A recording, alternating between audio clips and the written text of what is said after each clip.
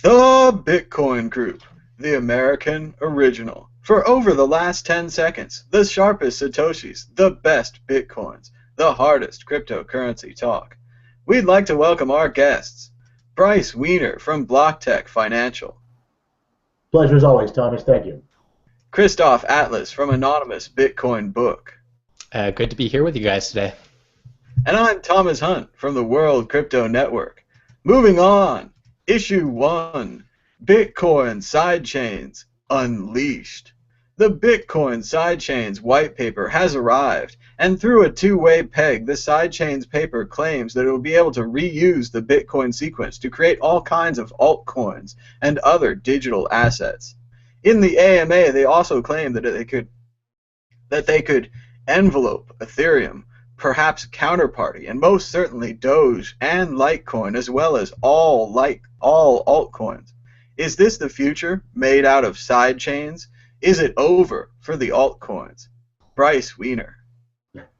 Well, folks have been asking me about this a lot, and I got to tell you, first of all, no, it's not over for altcoins.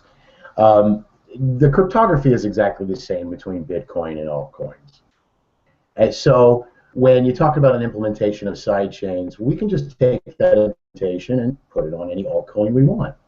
So that sort of mentality that this is going to somehow be the death knell of altcoins is purely ridiculous. And you know, there's really two things that are very disturbing about it. And one of it is this blockchain minimalism, where we don't need blockchains other than Bitcoin. And and Peter Todd went on this amazing rant about sidechains. So, you know, beyond anything that Peter Todd has already said, you know, I can add one thing that's almost inarguable at this point, and that there's a certain camp within those who are developing things for Bitcoin that are literally trying to create this one world currency that people have been trying to get away from for the past 60-something years. So when you talk about we don't need any blockchains other than Bitcoin, well then suddenly, you know, you're talking about you're not going to be able to buy or sell anything without the mark, a QR code. So when, you know, this diversity and this ability to create new blockchains and to spread that hash power around instead of simply concentrating it on Bitcoin is part of the open source system that Satoshi Nakamoto envisioned. It's mentioned quite specifically in his white paper. So you know, sidechains, great technology. I think that there's a lot of fun things we can do with it. But this hyperbole over the death of altcoins is, you know, it's a bit premature. That is a good idea, Bryce. A Litecoin sidechain, a Dogecoin sidechain, much like the Doge Party project mirrored the Counterparty project. Why? Yeah. Christoph Atlas. Yeah, so I think that sidechains do pose some challenges for altcoins in that there will be some added incentive to start bringing these currencies onto sidechains of the Bitcoin blockchain. There's numerous advantages associated with doing so, and although you can take any technology that's applied to Bitcoin and apply it to another alternative blockchain because it is open source and so forth, there are some powerful economic incentives or disincentives, I guess, against doing so, to do with the network effect of Bitcoin and liquidity and so forth. And so I'm definitely not predicting the end of altcoins. I think that maybe altcoins could even live happily on sidechains if that's where they want to be, and they would still exist, right? That would be for the end user, it wouldn't make a huge difference whether it's on a separate blockchain or a sidechain or whatever it is. They still have their units of currency. They have a specific market-determined value and so forth. So, you know, I think it's a bit pedantic to say whether they're better off on sidechains or on alternative chains at blockchains at this point. We just don't know. We need to experiment with the technology and find out. What's really interesting about the story, though, is like you have this company, Blockstream, that is going to basically try and write a lot of code, do a lot of designing and so forth, and lobby to get compatibility with sidechains added to Bitcoin.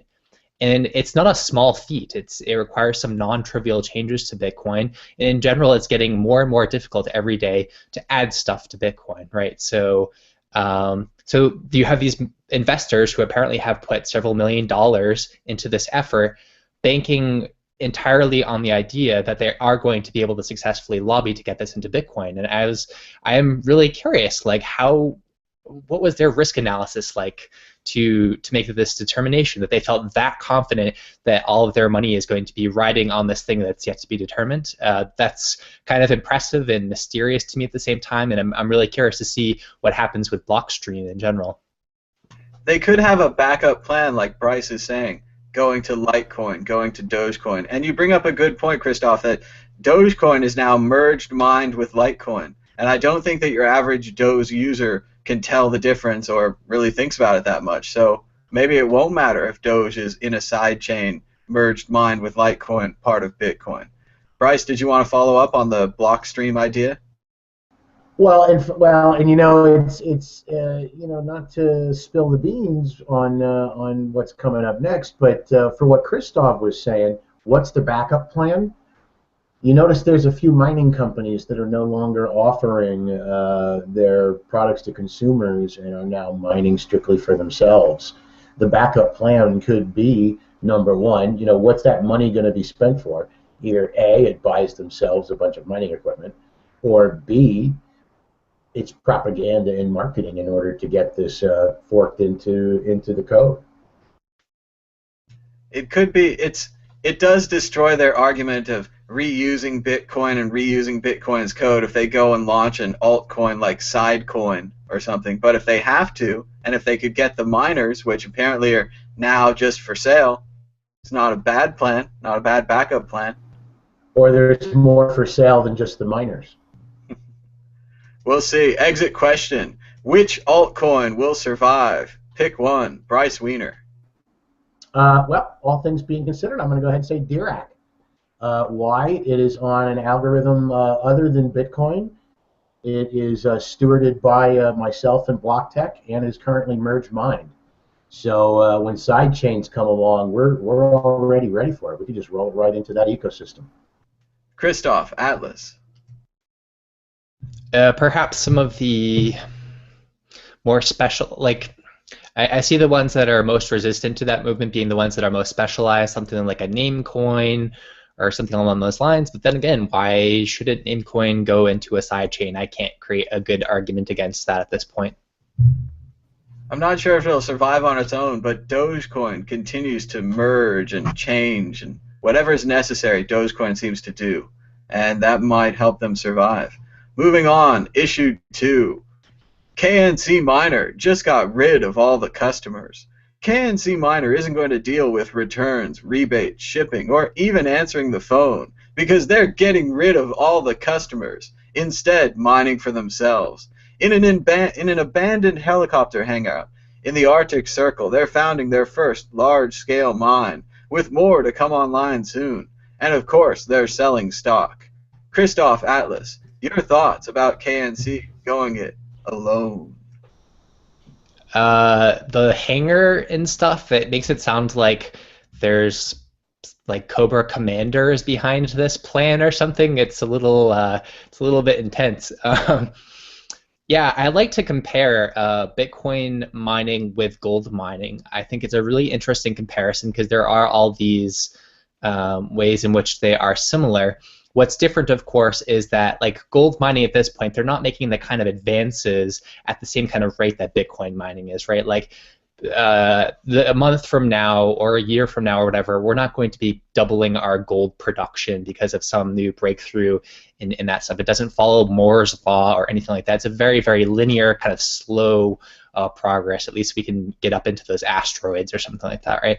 So in the gold mining era, the people that were making the most money were not people that were trying to mine a bunch of gold and then sit on it and hoard the gold. It was the people that were selling the equipment. And we've been talking about that parallel to Bitcoin mining for a while now, that, yeah, it's, you know, the people that are really making this money off of Bitcoin mining are the people that are selling the shovels and the picks, right? And so then it's a little bit confusing to see one of these companies stop doing that, and they'd be like, nope, we're not going to sell the shovels anymore. That was just too profitable. We've got a new plan now. But if you go back and look at, for example, like how much capital depreciation takes place between when the miners are ready to start mining Bitcoins, the physical devices, I mean, and when they arrive to a customer and they get all set up and ready to go and stuff like that, it's a substantial amount of time. It can take a couple weeks. Sometimes it's shipping from around the world, and there's all kinds of subtleties in terms of, does it meet the expectations of the hash rate and the temperature management? There's all kinds of stuff, right? And so there is a substantial, because it's getting better so quickly at this point, if you can hold on to the devices, it really does make a huge difference. And so I can kind of see the logic behind it, and I'm curious to see where this goes. It does make you feel a little bit uneasy about the centralization of Bitcoin mining.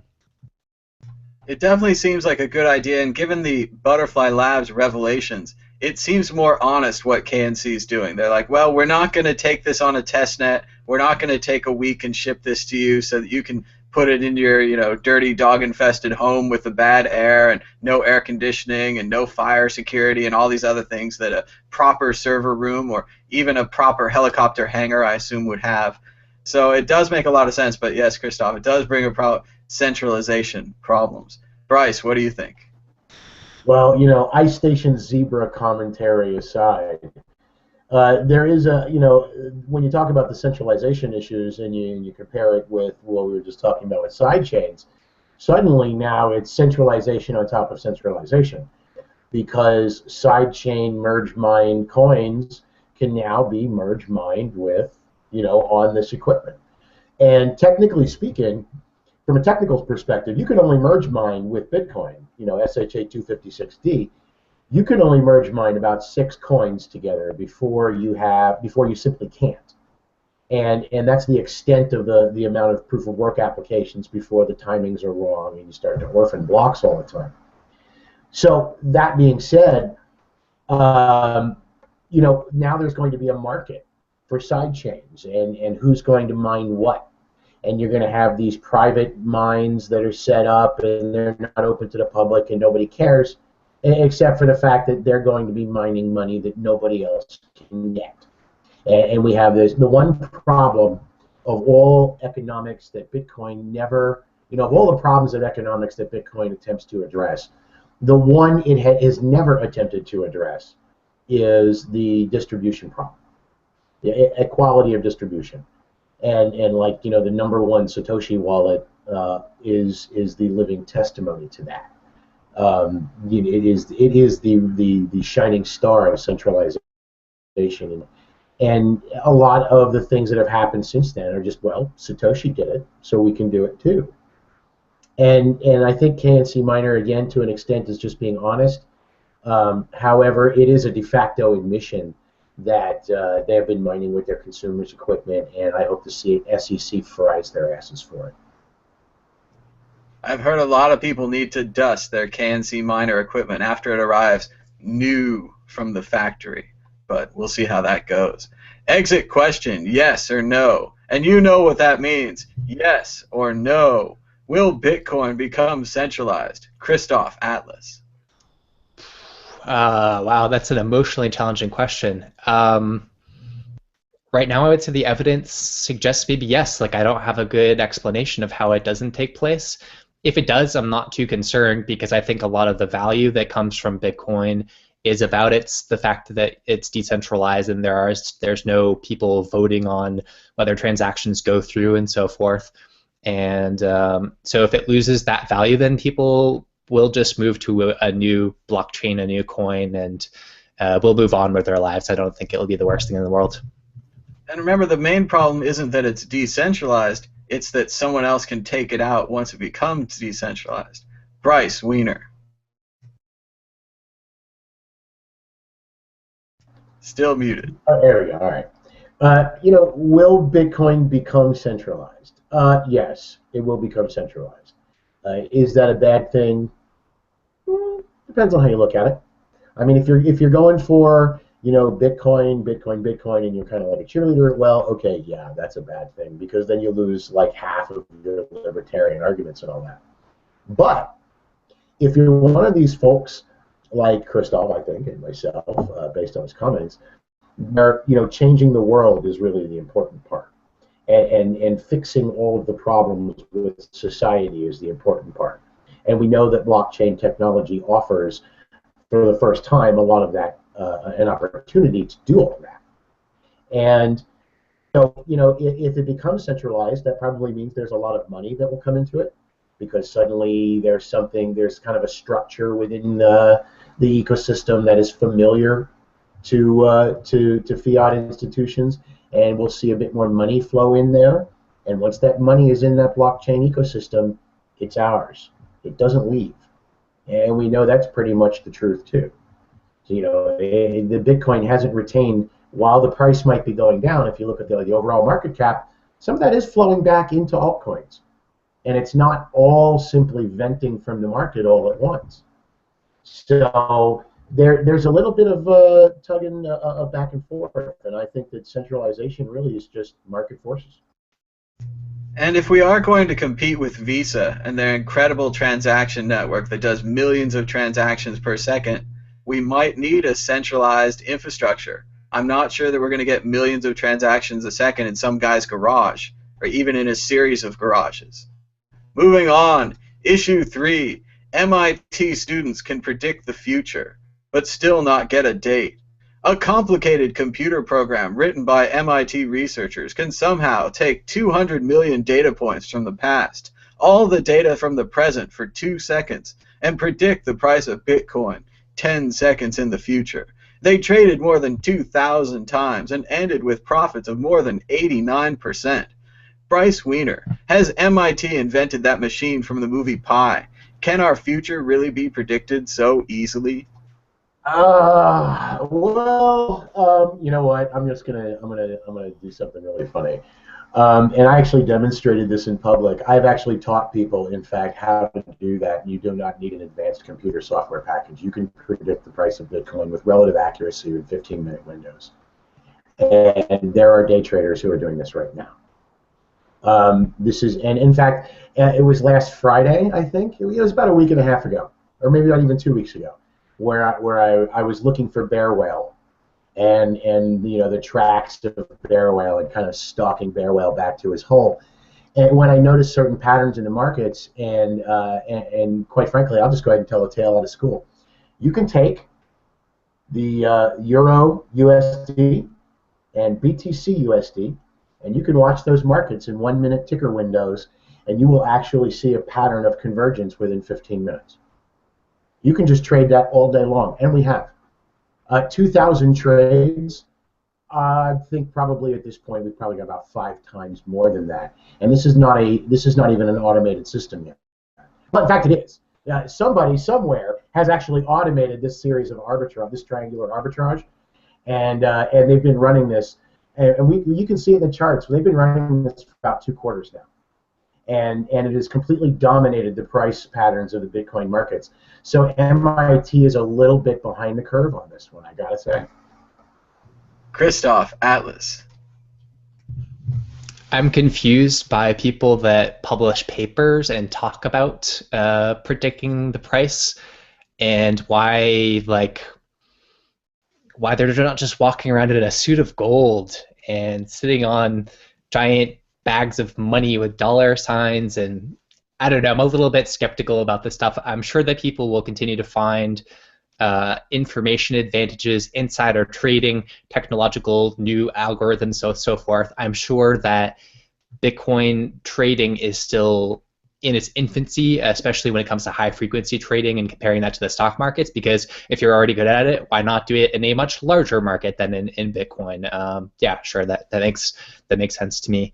But is it something that's sustainable? No. Like, as soon as you put the information out there, if it can propagate, then it ceases to be useful because everyone takes it into account, and they apply it, and now the pattern is no longer there, right? This is the whole thing about markets, is that everyone's got pretty similar information, and then there's a few outliers, and then there's all the schmucks that are getting taken for a ride. And it's a little bit like Bitcoin investing right now reminds me a bit of professional poker players online, right? There's these guys, they sit at home, they're really great at poker, and basically their living is taking money from the schmucks that are playing as amateurs poker online, who think that they're, like they can put their sunglasses on and read like a book about it, and they're gonna, they're gonna figure it out.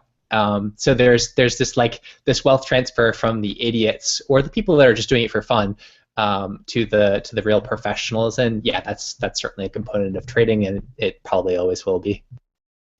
Now, without say, Christoph, you know what, you're absolutely right, and quite frankly, I could not agree more. That poker game absolutely exists, and that people, if you want to play,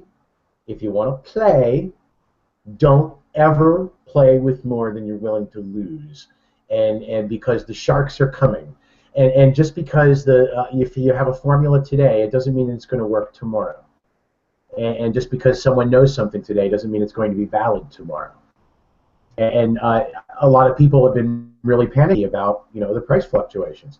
If you can't take advantage of them, stay out.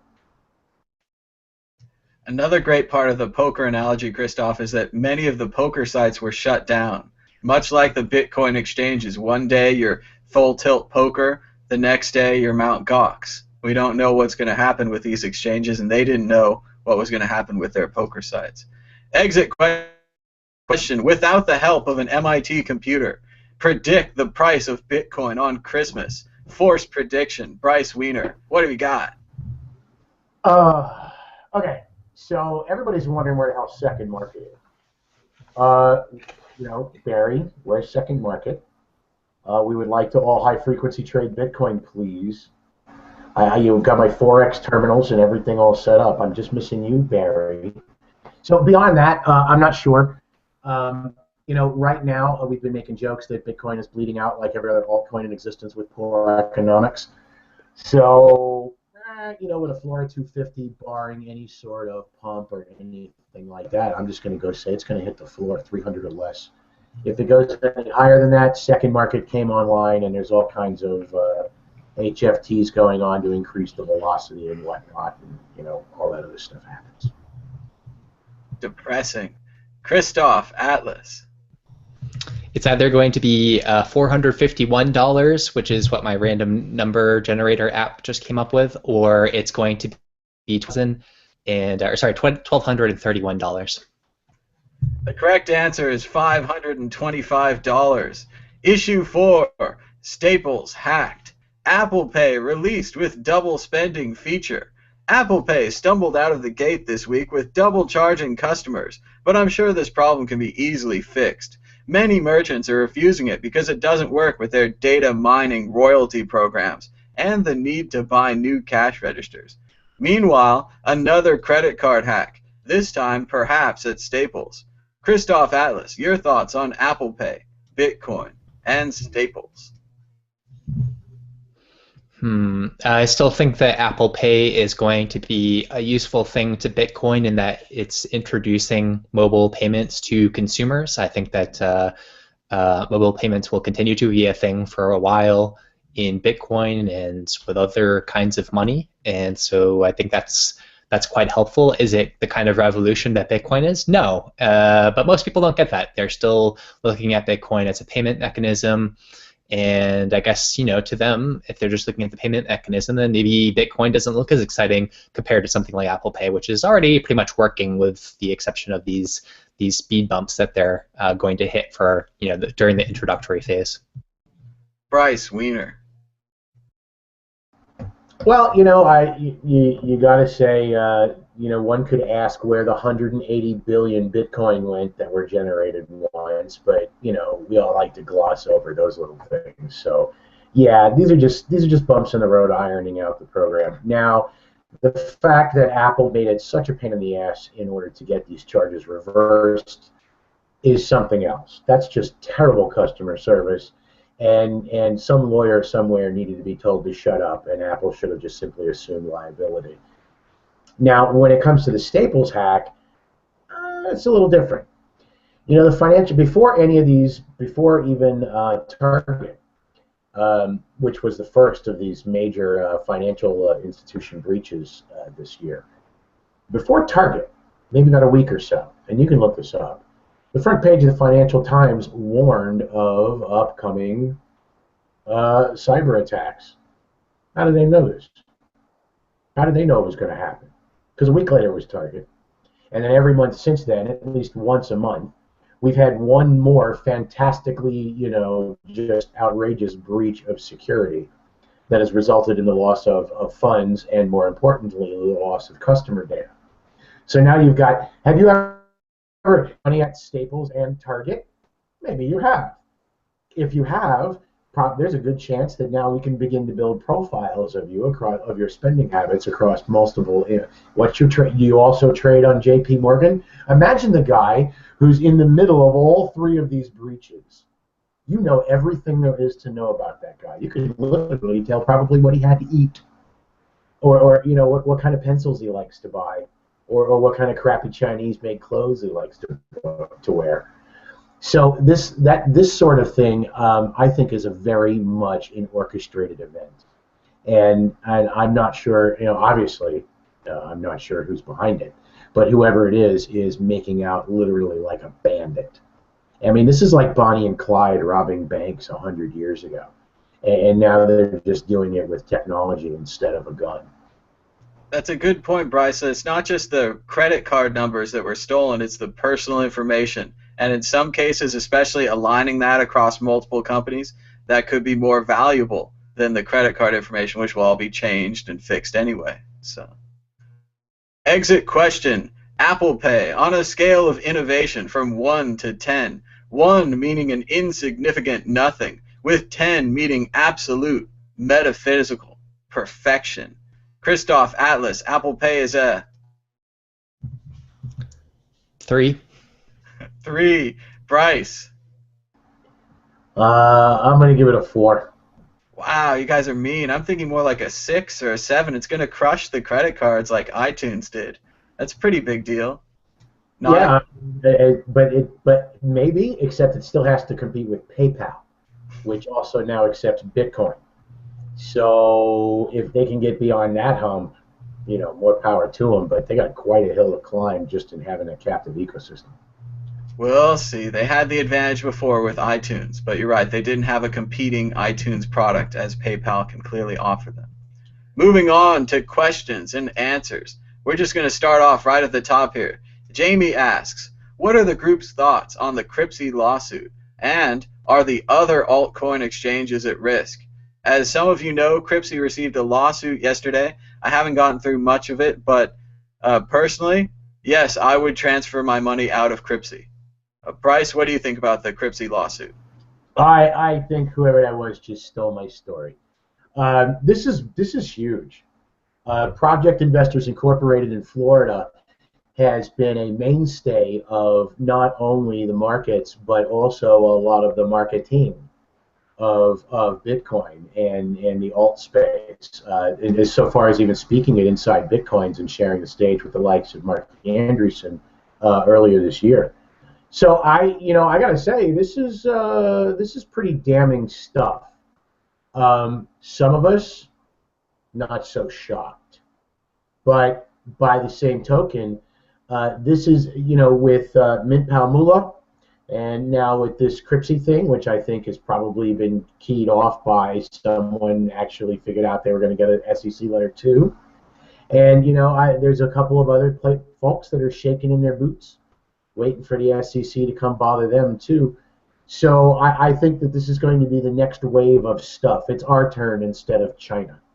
And we're going to have this wave of shutting down of bad actors, beginning with Butterfly Labs and continuing all the way through until it just falls down like a set of dominoes.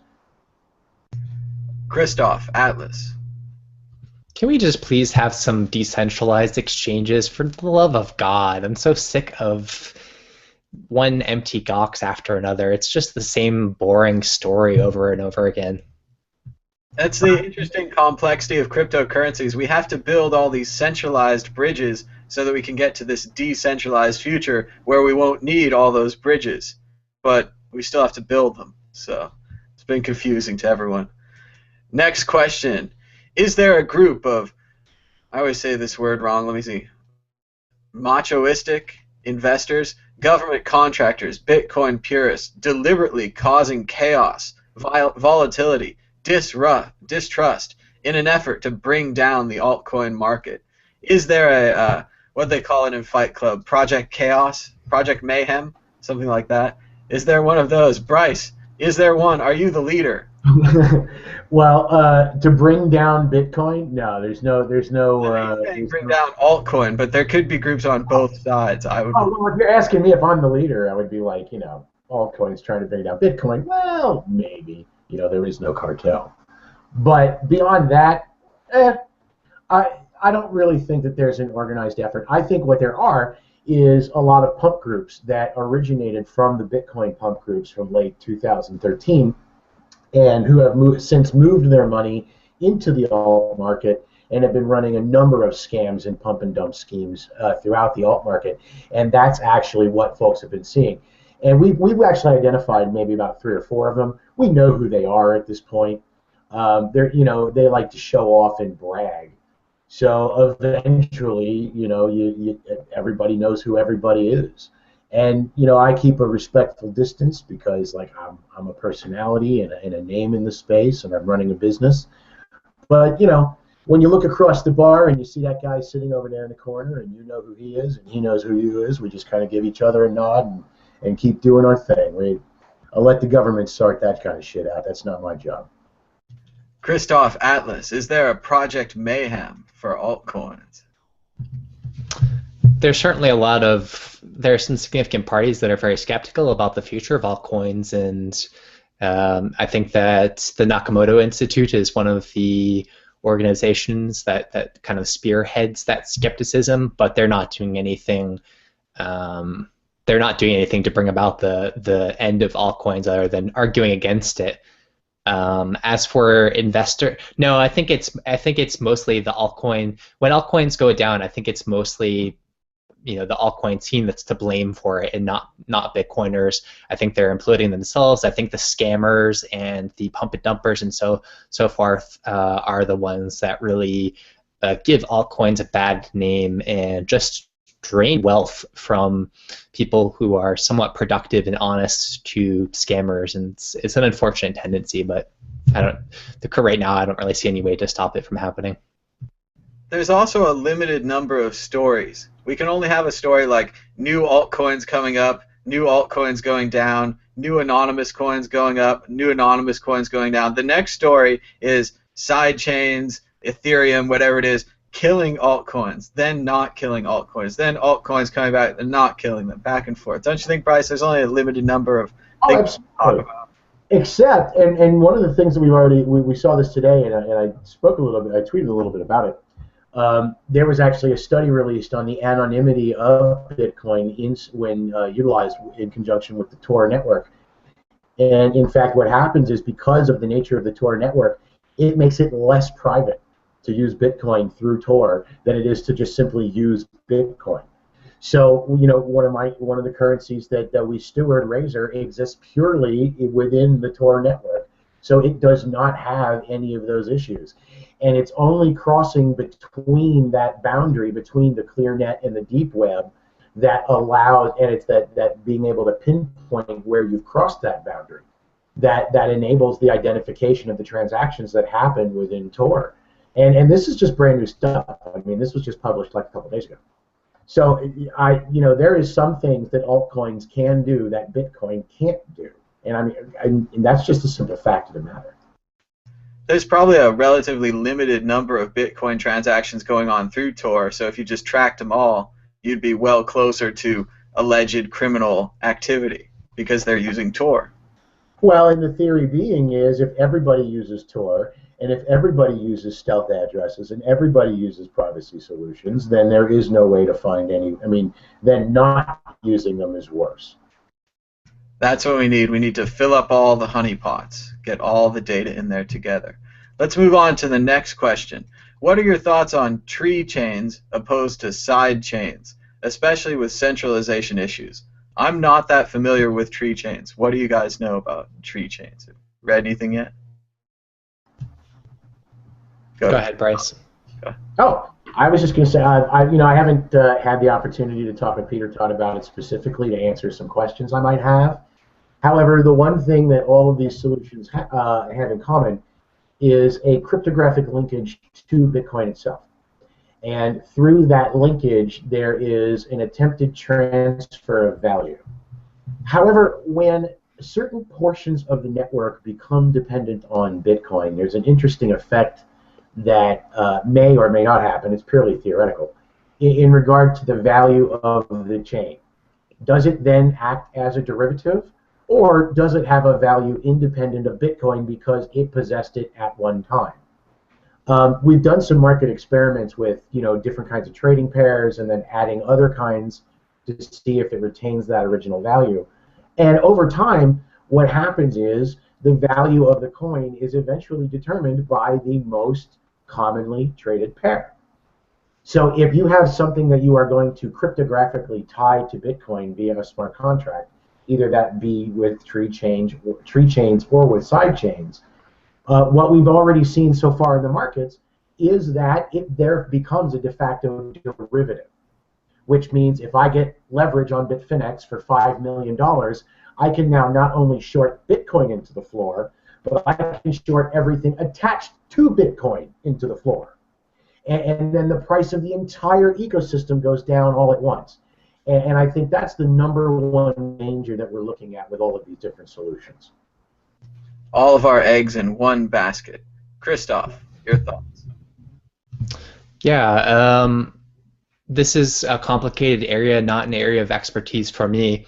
I will say that the Ask Me Anything on Reddit thread about the sidechain stuff, they did sort of address this question. Basically what they were saying was tree chains, sidechains, they sound similar, the names are similar, and the idea for tree chains, which seemed to primarily come from people like Peter Todd, they were sort of born out of some criticisms of sidechains. So in people's minds, they're linked somehow, but really they are two unrelated kinds of ideas. You could do one or the other. You could do both. They could both live. They could both coexist happily, and it's not a matter of choosing one or the other.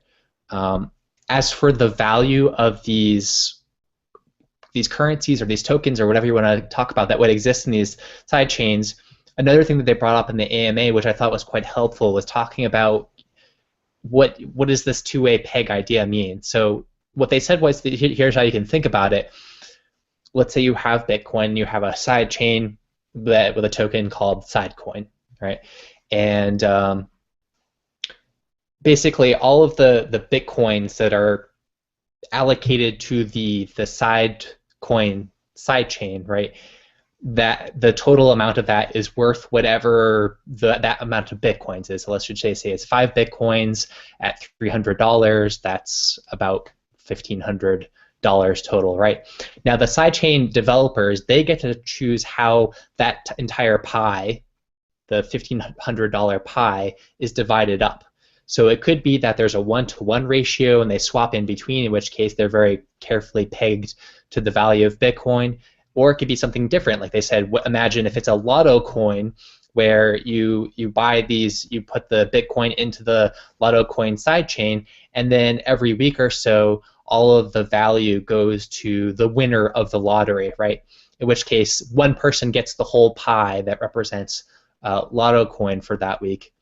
So the size of the pie doesn't change at all. I don't really see, unless these sidechains get really quite massive, they're not going to impact the value of Bitcoin a whole lot, in my estimation. But there's going to be a lot of latitude for the sidechain developers to determine how does the pie get divided up, basically. And I think that's a very helpful way of understanding what's going to be the relationship between the sidechain value and the Bitcoin value. Excellent comments on sidechains and tree chains. We've got another comment. I think this goes back to the credit card issue. He says, it's been so helpful that these companies that experience breaches offer extra added fraud protection policies for the price of a cup of coffee. So caring. It really does seem like the credit cards seem to have this problem over and over again, this insecure system where if somebody gets your little string of numbers, they can call anyone up on the phone and buy anything they want in the world with that little string of numbers, or go to the gas station and buy gas for every car in the lot for your little string of numbers. And this just keeps happening over and over again. They can't seem to upgrade their system from the string of numbers protection system. So it's been Well, to be fair, a private key is really just a string of numbers. It's just 2 or 3 times longer than a credit card number. But we don't have to give out the private key when we send the money. The money sending system's different. Right, with Bitcoin it's a key pair, whereas with the credit cards it's just a symmetric key basically that we're just giving out to everyone. Don't everybody all jump on me now. But the concept is still the same. If someone steals your wallet, then they have your credit cards. If someone steals your laptop, then they have your private keys, which is why we every time I use my credit card, I'd be giving someone my wallet. You know, and this is why we enable people to encrypt their private keys. And I think that wallet makers, wallet producers, I don't know, whatever the hell they call it, wallet software producers, should take a lot of care in fixing some of the problems of the Satoshi client, where you cannot operate the client without encrypting your password, without encrypting your private key. I have no idea who even would use one of these networks without an encrypted private key. It's beyond me. I think that Bitcoin and other cryptocurrencies have a huge advantage in terms of security. Signature addresses rolling out. We now have 3 big websites that are very easy to use that give you multi-signature capability. And with the credit card system, they had something kind of like multi-signature in the sense that you would authorize a transaction, or whoever has a credit card number, and then there'd be the credit card company who would have a fraud detection system that would also sign off on things. And if they didn't like what they were seeing, then they would cease to sign off on these transactions. It's not a very good system. It's very difficult to identify fraud in these ways, and so I think multi-sig is a much stronger approach. And I've said this before on the show, but I'm going to say it again because I think it's important to keep in mind. When we have these credit cards, if someone uses our card and it, we didn't authorize it or whatever, I've personally, like, every time that's happened to me, they just said, "Oh, don't worry about it. We'll take care of it. Here, we'll send you a new card. No big deal, right?" And even if it's like hundreds or thousands of dollars, and the reason is because they're making out like freaking bandits as these middlemen that are taking fees off of every transaction, sizable fees to say the least. And so that's what pays for this convenience that we have. It's a hidden charge that we don't see. It just means that merchants have to up their how expensive things are, and it's a kind of a hidden tax on the credit card users. So I'll be very glad to see that go away as we segue into cryptocurrencies. Justice wants to add, and he says, credit cards are not a proper analogy for Bitcoin. Bitcoin is digital cash, not a credit card replacement. So that is probably a better analogy. We've also got a question, like you guys were talking about, multi-sig wallets. He asks, are there any multi-sig wallets that let you generate your own key? Most provide you with the key. How do you know they're not saved, even unintentionally? I've only really used copay and really only limited in a limited fashion. It seems okay. I'm not sure. They have the original key, so what do you think, Christoph? Totally insecure? Yeah, it's not ideal, to say the least. It would be better to have something more like the blockchain.info thing, where you can where things are at least generated all in your browser. I'm not sure. I haven't looked at the internals of some of these websites to see whether it's being done client side or server side or whatever. Obviously, the server side is a much weaker kind of approach. But keep in mind with like client side wallets like Bitcoin Core and so forth, you can still do multi-sig. You can generate your own private keys. It's a little bit less user-friendly, to say the least, but it's something that's in there right now. So I think you have to open up the console in Bitcoin Core to actually make this happen, but you can do it. No one can use the command line. No one can use console. Come on. Bryce, your thoughts? Well, and the one thing that is truly revolutionary, I think, in regard to wallet technology and is really underused right now is hierarchical deterministic wallets. I think those are pure genius. And that system allows for instance, like CoinKite. I know they use hierarchical, they're called HD wallets because that's like 15 syllables at once. I know that they use HD wallets, and what their catastrophe plan is in the event of a catastrophic failure of their systems, because they provide a merchant remittance service. And in a catastrophic failure of their service, they are able to publish a key which will enable users, and they just put on, in fact, they've said, we're going to put it on our Twitter feed. And all of the users of their system can take that key plus their key, and that will make their private key and give them access to all of their funds, and takes CoinKite right out of the equation completely. So what you're doing is you are giving them what these HD wallets allow is for third parties to have permission to hold your Bitcoin, to hold your coins, because you are taking advantage of a greater service that they are providing. However, that is always still in your control. You can still, you still have a private key. You still have access and recourse to those funds. And I think HD wallets are probably going to, in conjunction with multi-sig, that is what is required for business using the blockchains. Things are getting incredibly complicated. Multi-layers upon layers upon layers. And what the one thing that HD wallets really allow for is within the ecosystem you have zero confirmation transactions with 100% surety of funds. You can actually resolve those transactions without going through the blockchain or miners because it happens within the HD wallet chain itself. All right, we've got one more question from Silver Miner, and this one's pretty much news to me and might be news to you guys as well. He says, have you seen this 3-part presentation from early adopter Carl Gray, who states that JP Morgan is actively trading Bitcoin and has been for a while now? Any opinions on this? Do you reckon that they are trying to corner the market? This is the first I'm hearing of this, Bryce. Have you heard anything about JP Morgan trading Bitcoins or perhaps Carl Gray? You know what? I wouldn't be able to say what I have and have not heard. However, I can say for absolute fact that for the past 4 months, we've seen a dramatic match between the Euro USD market and the USD BTC market. And those are 2 separate forex markets. And in order to take advantage of that, you have to have something like a Bloomberg terminal or access to both markets at the same time. And outside of maybe BlockTech and Pantera Capital and a few other folks, I'm wondering who it is that might have access to all of that and be able to create that massive amount of swing in the markets to literally match the flow between those 2 forex. So you know what? I think the proof is out there. I'm not going to say that. I'm pretty sure that that's true. Definitely one of the ways that the banks could co-opt Bitcoin would be by owning a large portion of it. Acquiring it would be difficult, keeping it quiet, all of those things. But if they pulled it off, that would change things. Christoph, any thoughts? Yeah, I think that in many places in government, and really at this point, JP Morgan Chase is not all that different from the government. There's the game plan is just to kind of to stall and delay. Like people have a sense that things are coming to some kind of head. Maybe not like a tremendous dramatic collapse, but definitely some huge changes, some huge shifts.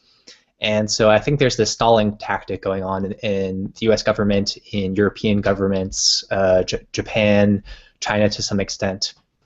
So if I'm JP Morgan Chase and I'm thinking, okay, well there's a 1% chance that Bitcoin is going to become a problem for us in the future, be really competitive with the US dollar, disintermediate banks and so forth, then probably what I would do is I'd try to figure out some kind of formula where I can make a little bit of money off of Bitcoin or not lose too much money off of Bitcoin and keep messing with the price. Really try to jack up the volatility and just keep people on their feet constantly, because that's going to, of course, delay the amount of capital that goes into Bitcoin, make investors wary. Maybe you continually push out and fund journalism that emphasizes the volatility of Bitcoin and the fact that it's not backed by blah, blah, blah. You know, every once in a while I'll catch a bug in my apartment, and what I do is I put it in a little, like, I don't want to just squish them. I put them outside, so I get a little plastic cup, and if they're not a bug that can fly, and I'll just kind of shake the cup as I'm walking to the door so that I can put it outside. And as I'm shaking the cup, the bug just cannot climb up the side of this little cup. It's trying really, really hard to get the hell out of this cup and stay in the house, but I keep shaking it, and it's off balance, and it just can't get up the walls of that cup. And so that's what I'd be doing if I was JP Morgan and I had all this money, and I try to figure out a formula of that and just keep nailing the Bitcoin in that way. And I think there's a real possibility that's taking place. I can't say for sure, but it seems very plausible. Good point. Good metaphor. Moving on to predictions or story of the week. Bryce, I know they stole your story earlier, but do you want to just recap it one more time? Here you go. Yeah, Cripsy is going to see their day in court. This lawyer is, in fact, I checked the guy out. The guy is totally legit. Case is legit. Complaints are legit.